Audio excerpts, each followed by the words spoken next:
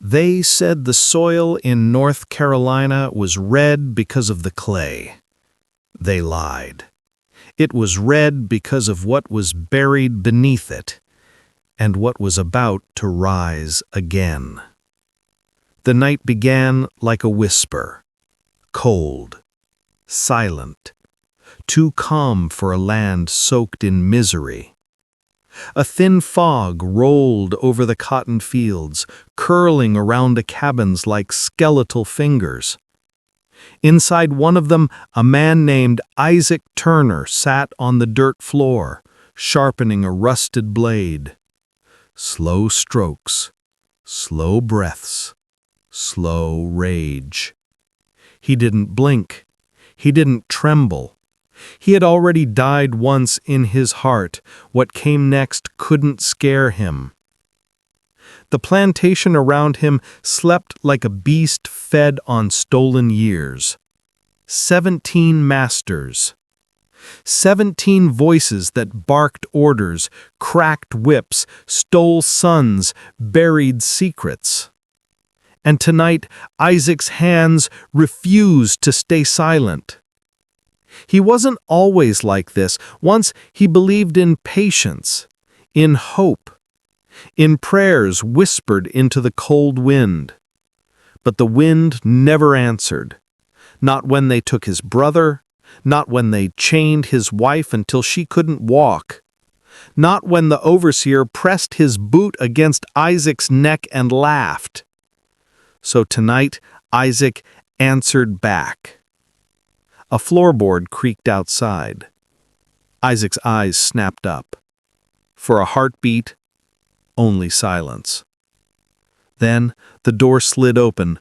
A shadow stepped inside, tall, broad, carrying a wooden club wrapped in cloth. It was Caleb, the strongest man on the plantation, the one even the masters feared when he stared too long. He didn't speak. He didn't need to. Isaac handed him the second blade. Caleb nodded once, like a man sealing a pact with death itself. Outside, another light flickered, then another, faces emerging from the dark, men, women, even 2 teenagers with eyes already too old for their age. They had gathered, quiet, determined, breathing like one creature with one heartbeat. Isaac stood. This month we end their world. Caleb tightened his grip. The others stepped closer, and somewhere, far in the mansion, a dog barked, as if it sensed the first crack in a storm that would drown everything in blood. If you want next, make sure to like, share, comment, and subscribe to support the full story. The first rule of a revolt is simple. Don't get caught before the first strike. And tonight, someone was already watching. The group moved like shadows cutting through deeper shadows. Bare feet, fast breaths, eyes scanning every window of the plantation mansion glowing faint with candlelight. Isaac raised a hand. Everyone froze. A figure stood near the livestock pens. Small, hunched, holding a lantern that swung gently in the night breeze. Caleb leaned closer. "That's old man Reeves," he muttered, "the night watcher." Reeves was no master, but he was worse. He was loyal. He heard everything. He reported everything. And when he reported, people disappeared. Isaac's heart thudded once, slow and heavy. If Reeves sounded the alarm, everything ended before it began. Reeves turned, lifting the lantern higher, eyes narrowing at the darkness. He sensed something, felt something. The air thickened with danger. Isaac motioned again. Everyone sank lower, still, silent. Reeves stepped closer, too close. Close enough to see footprints in the dirt. Isaac locked eyes with Caleb. No words needed, Caleb moved first. A single step, silent as death. Then another. Then Reeves turned fully and opened his mouth, not to shout, not to question, but to scream. Isaac's hand shot out, clamping over the old man's mouth. Reeves thrashed like a dying bird, lantern swinging wildly, light stabbing across the yard. Isaac lunged forward. The blade flashed. A single strike. Quick. Clean. Reeves' body went limp. The lantern hit the ground with a dull thud, rolling in the dirt, its flame flickering like a broken heartbeat. Everyone stared. Breaths held. The world paused. Then Isaac whispered, "No turning back."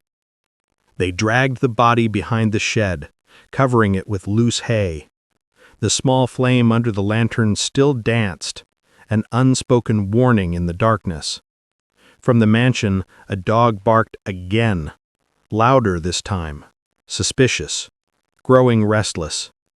Caleb looked toward the big house. "It's time," he said. Isaac nodded. The group tightened their grips on blades, clubs, sharpened tools. The night watcher had fallen, and now nothing stood between them and the first master on the list. Every rebellion has a moment where fear must die. For Isaac, that moment was standing at the doorstep of the first man he planned to bury. The mansion loomed like a monster carved from darkness. Tall windows, thick wooden doors, shadows leaking from every crack. Isaac wiped the sweat from his hands, though the night was cold. Caleb stepped beside him, shoulders stiff, jaw clenched. Behind them the group waited, a quiet army born from pain, fueled by fury, held together by a single promise: tonight no master sleeps peacefully again. Isaac whispered, "First room on the right, Master Harlan." The name alone stiffened the air. Master Harlan, the man who whipped men until their backs opened like ripped cloth. The man who forced mothers to beg for the children he sold. The man who burned Isaac's brother's hands for dropping a bucket. Isaac's knuckles turned white around the handle of his blade. Caleb pushed the door. It creaked, long, loud, like a dying tree splitting open. Everyone froze. No footsteps upstairs. No whispers. Just the slow, heavy ticking of the mansion clock. Tick, tick, tick, counting down to blood. They slipped inside. The wooden floor moaned under their weight. The walls dripped with luxury, portraits, velvet curtains, silver candlestands. A world built on broken backs and stolen breaths. Isaac led them through the hallway. Every step felt like walking into fire. Outside Harlan's door, he paused. The candle under the door flickered. Someone was awake. Isaac signaled the others to stand back. Caleb pressed his ear to the door. A low sound drifted through, a man humming, soft, calm, completely unaware that death stood inches away. Isaac's lungs filled with something hot, rage, grief, memory. Caleb mouthed, "Now!" Isaac nodded. Caleb shoved the door open. Harlan sat in a chair, polishing the handle of his pistol. He looked up, confused, then outraged. "What in God's—" He didn't finish. Isaac moved first. A blur, a flash, a blade slicing through the candlelit air. Harlan staggered, Blood spilled down his chest like spilled ink. His pistol clattered to the floor. He tried to speak, but Isaac's eyes were cold, silent, final. Harlan collapsed. The first master was gone. The room fell quiet. Too quiet. Then Caleb whispered, 16 more. Isaac didn't flinch, because once the first life is taken, the rest become inevitable. Want next? Like, share, comment, and subscribe to unlock the next. The first kill is loud in the heart, even when the room is silent. The air inside Master Harlan's room felt heavier now, thicker, almost alive. Blood pooled around the fallen pistol, slowly creeping toward the rug like it wanted to stain everything this man ever touched.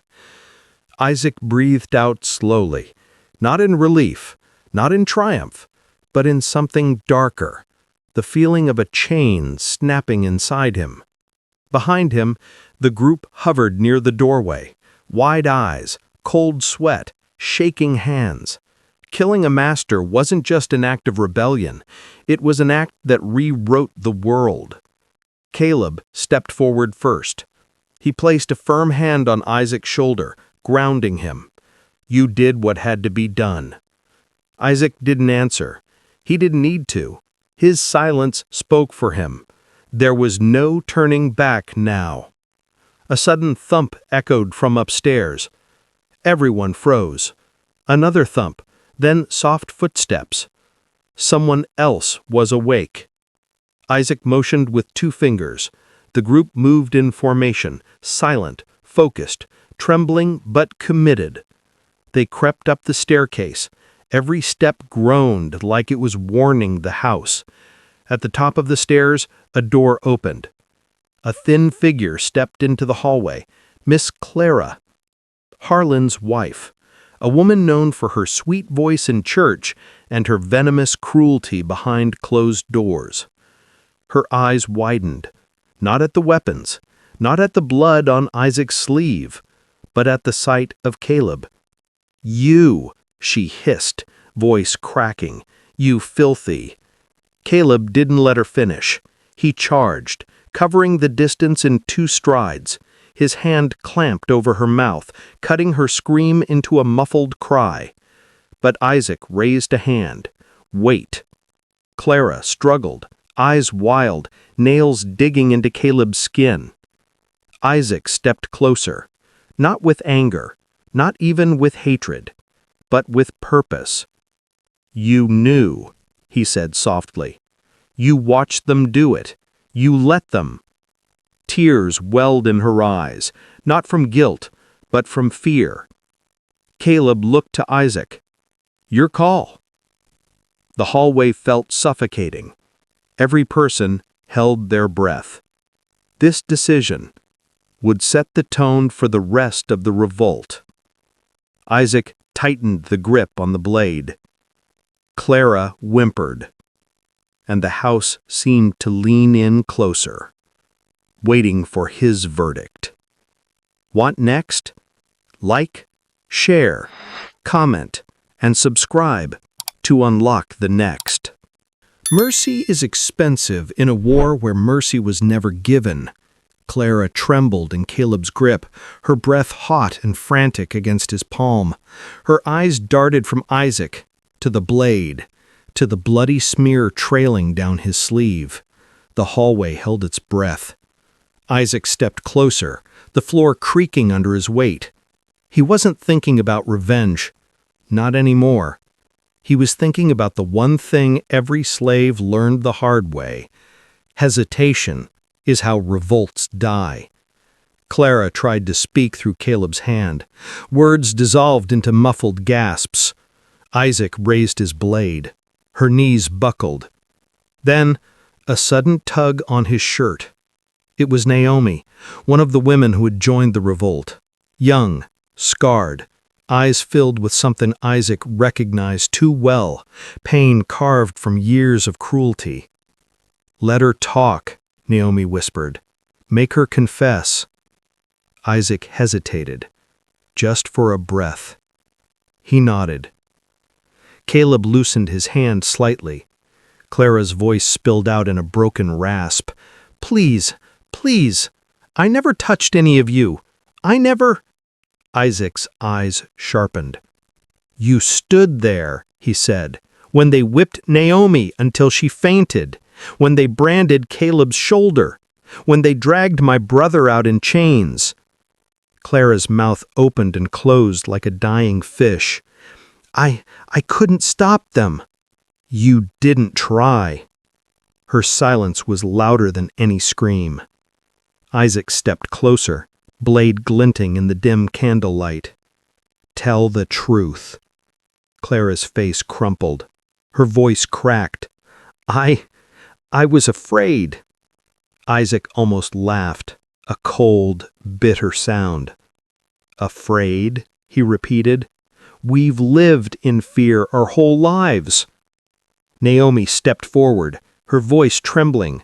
"She watched them kill my child, watched. She did nothing." Clara shook violently now, knees collapsing as tears streamed down her face. She reached for Isaac's hand like a drowning woman. "Please, mercy." Isaac pulled his hand back. "You never learned that word." Caleb tensed. The others looked away. Even the candles seemed to flicker in warning. Isaac raised the blade. But Naomi placed her hand gently on his arm. "No," she whispered. "Let me." Isaac looked into her eyes, saw the storm inside, saw the years stolen from her, saw the fire she needed to unleash to breathe again. He nodded. Caleb released Clara. Clara scrambled backward, shaking, pleading, but Naomi stepped forward steady and silent. And for the first time that night, the house heard a woman's rage. Want next? Like, share, comment, and subscribe to support the full story. Some screams echo. Some screams echo. Others get swallowed by the walls that helped create them. Naomi stood over Clara like a shadow risen from every wound she had ever endured. Her breathing was slow, controlled, but her eyes, they burned. Clara crawled backward until her spine hit the wall. Her hands shook, her voice cracked. "Please, Naomi, please don't—" Naomi didn't answer. She didn't blink. She simply raised the blade Isaac had given her. Clara tried to stand, but her legs folded beneath her. Terror made her limbs useless. "Naomi," Isaac said quietly, "do what you need to do." The hallway fell silent. Only Clara's broken sobs filled the air, a sound she had never cared to hear from others. Naomi's grip tightened. Her voice finally rose, low and steady. "You remember my boy?" Clara froze. "You remember how he screamed, how you turned away, how you covered your ears?" Clara shook her head wildly. I didn't know. I didn't—" Naomi stepped closer. "Yes, you did." The blade descended. Clara's scream split the hallway. High, raw, desperate. But it didn't last. Naomi's strike was quick. A release more than a punishment. The kind of release only a mother with a shattered past could give. Silence returned. Heavy. Final. Naomi stood there trembling, but her eyes were clearer than they had been in years. A weight had been lifted. A darkness had been named and buried. Caleb stepped forward and placed a hand on her shoulder. "You did right." Naomi didn't speak. She didn't need to. Her tears said everything. Isaac turned away from the body. There was no time to stay in grief, no time to celebrate, no time to breathe. They had 16 more to face. But the house had finally woken up. A door slammed somewhere downstairs. Voices erupted. Angry, confused, overlapping. "Who's up there? What was that noise? Get a lantern!" The revolt had been silent until now, but Clara's scream, that one final cry, had cracked the night wide open. Isaac motioned sharply. "Everyone down the stairs, now!" Feet pounded the wooden steps, shadows stretched across the walls as lanterns ignited below. Isaac reached the bottom first and froze. Several overseers were running toward the staircase, armed, alert, ready to kill anything that wasn't in chains. Caleb stepped beside him. "Looks like they want to fight." Isaac raised his blade. "They're about to get one." Blood makes noise. But justice? Justice walks in like thunder. The overseers stormed toward the staircase, boots pounding, lanterns swinging, pistols half drawn. Isaac lifted his hand. Everyone behind him froze. Their breaths synced like one trembling creature ready to strike. Caleb leaned in. "How many?" Isaac counted shadows in the flickering lantern light. 4, maybe 5. Caleb smirked, cracking his knuckles. "Good. I was worried this night might get boring." The first overseer, Briggs, thick-necked and dripping with arrogance, reached the bottom of the stairs. He raised his lantern, its light stabbing into Isaac's face. "What in God's name?" He stopped. His eyes widened. He saw the blade, the blood, the rage that no chain could hold anymore. "You," he growled, "you filthy dogs!" He went for his pistol. Caleb didn't give him the chance. He charged, a full-force collision that shook the floor. Briggs slammed into the wall, his pistol firing harmlessly into the ceiling. The blast echoed through the house. Now everyone would be awake.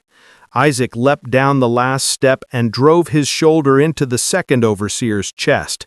The man toppled backward, losing his lantern. It shattered, flames spilling across the floorboards like a burning serpent.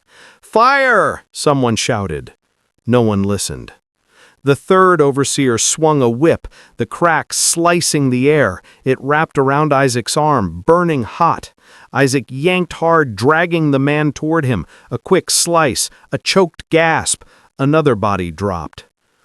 Caleb was wrestling Briggs, their shadows slamming against the wall. Briggs grabbed a shard of broken lantern glass and drove it toward Caleb's throat. Isaac lunged. Too late.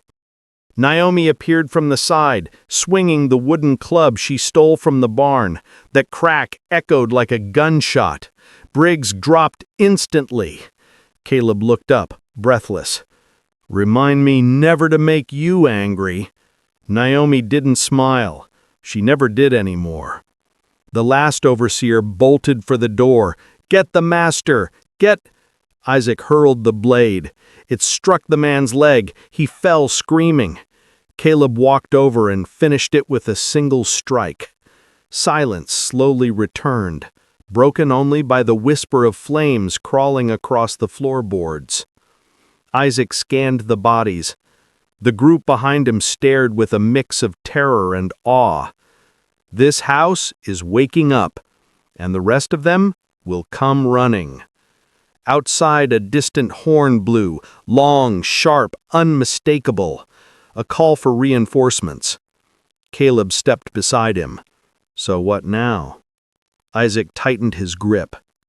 Now, we burned the whole system down. Revolts don't spread by whispers. They spread by fire and fear. The distant horn kept echoing through the night, a warning, a summons, a promise that more blood was coming. Isaac felt the vibration of it in his bones. He turned to the others, faces flickering with fear and fury, sweat dripping, hands shaking around blades, clubs, pitchforks. "This is our moment," Isaac said. "If we stop now, we die by sunrise. If we move forward, they die first." No one argued. The fire from the broken lantern began crawling up the baseboards, licking the wallpaper like it wanted to taste more. Naomi kicked dirt over it. She wasn't afraid, just focused. "We need to hit the neighboring cabins," she said. "Wake the others. Tell them it's time." Isaac nodded. "Caleb, take 6 and handle that." Caleb cracked his neck, grinning like a man who finally got to stretch muscles he'd held tight for too long. "Yes, sir." He didn't say it mockingly. He said it like Isaac had become something more than a leader, a symbol. Caleb's group sprinted into the night, melting into the darkness. Isaac led the rest toward the back of the mansion. They had one target left inside, Master Alden, the plantation owner, the man responsible for everything, the man whose family name built this land on bones. But before they reached the study door, Naomi gripped Isaac's arm. "Listen." He froze. Horse hooves. Fast. Hard. Dozens of them. Isaac cursed under his breath. Reinforcements were coming from the neighboring plantation, men with rifles, torches, dogs trained to tear flesh. "We don't have time," Naomi whispered. "We make time," Isaac growled. He pushed open the study door. Master Alden sat behind a mahogany desk, fully dressed, pistol ready, eyes cold as winter. "I heard the commotion," Alden said calmly. "I suppose you think you've already won?" Isaac stepped inside, Naomi beside him, 3 others behind. Alden didn't flinch. "You kill me, boy, and they'll hang every one of you by sunrise." Isaac's jaw tightened. "Then we make sunrise fear us." Alden raised his pistol, but Naomi moved first, hurling a heavy ink bottle that shattered across the master's face. He recoiled, blinded.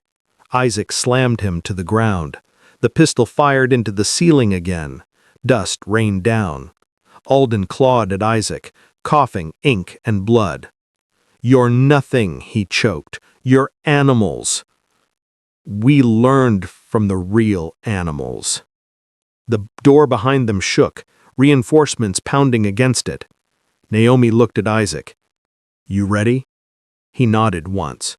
"Then let's take the fight outside." When a door breaks, so does the world behind it. The study door finally gave way. It didn't open, it exploded. Wood splintered inward, lantern light flooding the room as armed men stormed through, rifles raised, boots thundering, voices barking orders. "Drop your weapons! Get on the ground! Shoot if they move!" Isaac didn't wait. "Out the back!" he shouted. Naomi smashed the window with the butt of her club. Shards rained onto the grass. Cold night air surged in. Isaac pushed 2 of the younger fighters through first. They hit the ground running. A gunshot cracked behind them, a billet ripping into the wall where Isaac had just been standing. Naomi grabbed Isaac's arm. "Go!" He vaulted through the window, rolling across the dirt. Naomi followed a heartbeat later. The moment she hit the ground, she yanked Isaac upright. The night outside was chaos. Cabins were waking up, doors slamming open, men and women pouring out with whatever they could carry. Tools, sticks, broken bottles. Some looked terrified. Some looked ready to kill. Caleb appeared from the darkness, breathless and bleeding from a cut on his forehead.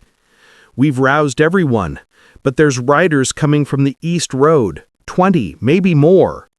Isaac wiped blood from his mouth. "We hold until everyone is out. No one gets left." A scream tore through the night. Not from their group, from the house. A man staggered out of the mansion clutching his stomach. one of the overseers who had just broken into the study. He collapsed in the dirt, blood spilling between his fingers. Behind him, more armed men poured out, rifles glinting, torches blazing. Caleb cursed. "They're spreading out." The two groups locked eyes across the yard. Slaves, overseers. One side trembling from centuries of abuse, the other trembling from the sudden realization that the abused were finally fighting back. A dog barked. A torch hissed. A gun cocked. Then the horn blew again. Long, loud, close. The riders had arrived. Dozens of horses thundered into the fields, silhouettes moving like a wave of death. Isaac's breath hitched. There were too many, too fast, too armed. Naomi grabbed Isaac's hand. "We run. We scatter into the woods. We regroup by the river." Caleb stepped forward. "What about the ones who can't run?" Isaac looked around, at the elders limping out of cabins, at the mothers clutching their children, at the men whose legs shook from fear and exhaustion. Running meant survival. Staying meant death. Isaac made the decision that would define him forever. "We stand," he said quietly, "and we buy them time." Caleb's eyes widened. Naomi swallowed hard. But no one argued.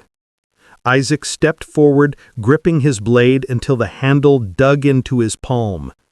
He looked at the torches, the rifles, the riders, the empire that thought it could crush them.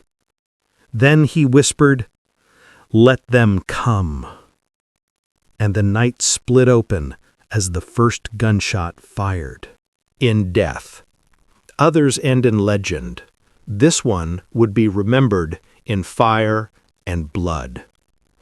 Gunfire shattered the night, the air filled with smoke, screams, and the metallic taste of fear. Isaac ducked behind a fallen cart, blade in hand, eyes scanning for the next threat. Caleb swung his club, knocking a rifle from a rider's grasp.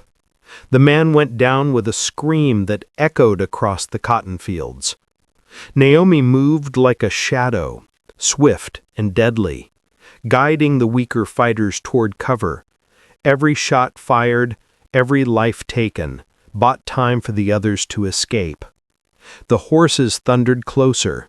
Flames from torches danced across the field, illuminating the chaos.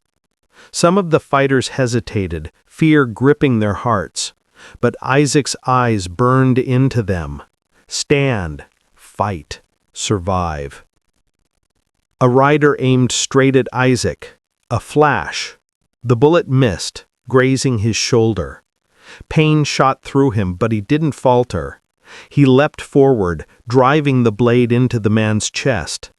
The rider collapsed, horse bolting into the darkness. Caleb shouted, "We can't hold them forever." Isaac looked at the surviving fighters. Their faces were pale, but alive. Their hands were bloody, but free. "They think this ends us," Isaac said, voice low, but fierce. "They are wrong. Tonight, we burn their world. Tomorrow, we live in ours." One by one, they retreated toward the woods, silent, careful, deadly. They left the mansion and fields behind, smoke curling into the sky, like a warning to all who relied on chains. From the tree line, Isaac watched the chaos continue.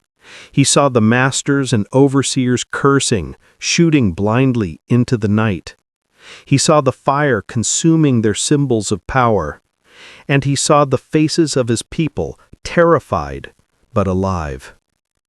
A moment of silence settled.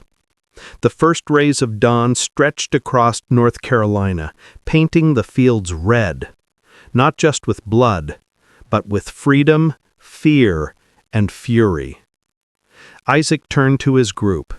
17 masters, 17 deaths, 1 month of planning, and this is only the beginning. Caleb wiped blood from his face, nodding. Naomi's eyes shone with fire. They were no longer slaves. They were a storm.